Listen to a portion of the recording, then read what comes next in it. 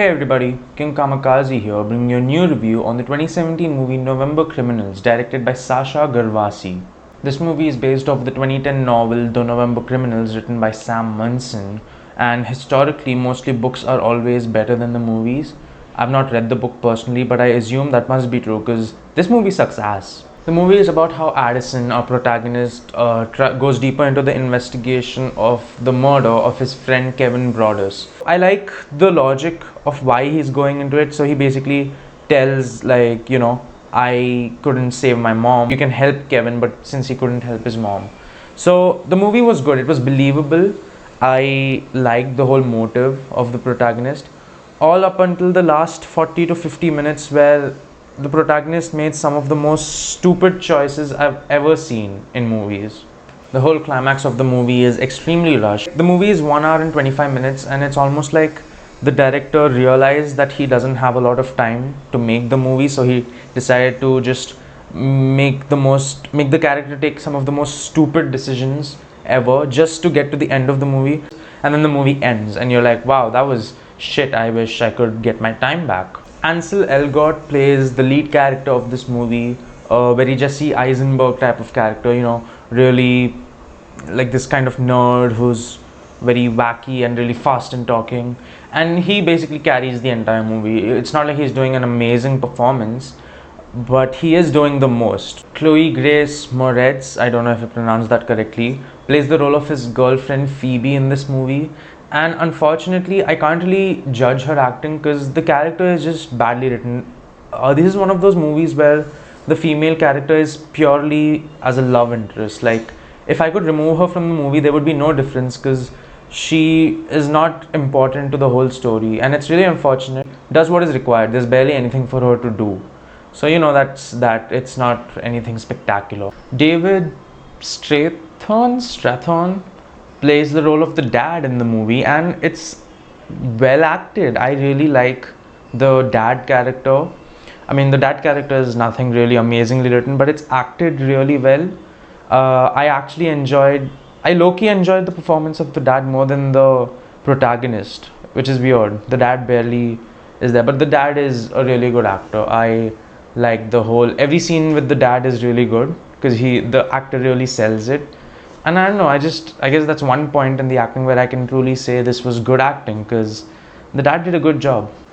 The biggest flaw of this movie, right, which really gets it really bad, horror movie cliches. It falls under horror movie cliches without being a horror movie. In horror movie, you always have these group of dumbasses who always make the most irrational, most stupid decisions. Addison is a horror movie character who is not in a horror movie. I don't know how. His stupid decisions is what takes the movie forward. It's really bad. He takes the most unthoughtful decisions I've ever seen in movies. Well, that's not true, but most of them, it's very cliche.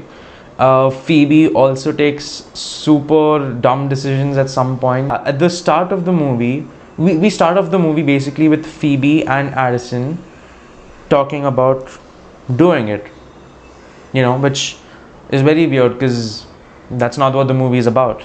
But it's fine. I kind of understood that you need to show something before the actual murder happened, and then you go into this deep investigative thing. But here's the thing. Post the murder, we also have a completely random scene of both of them wanting to do it again.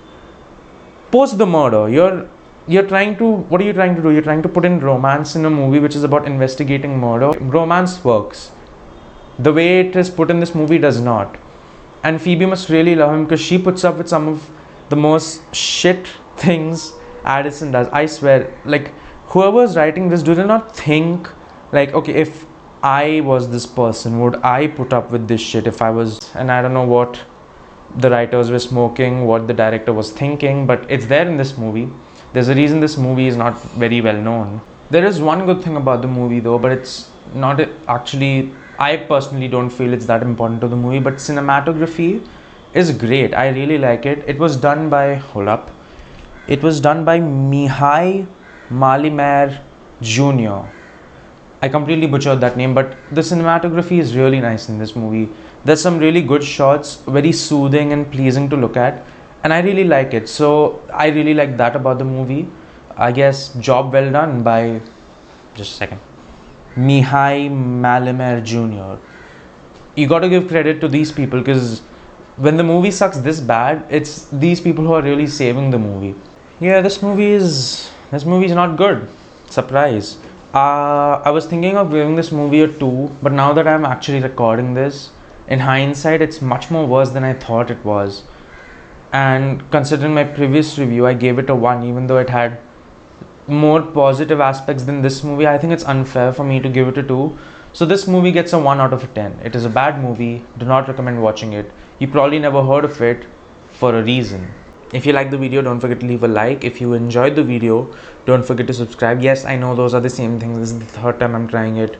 If you agree with me, let me know in the comments. If you disagree with me, let me know in the comments. Yeah, let me know if you enjoyed the movie. If you think I'm completely wrong, I'd appreciate any feedback. If you want to tell me how I can improve my videos, it's all welcome. Anyway, see you all in the next video. Bye.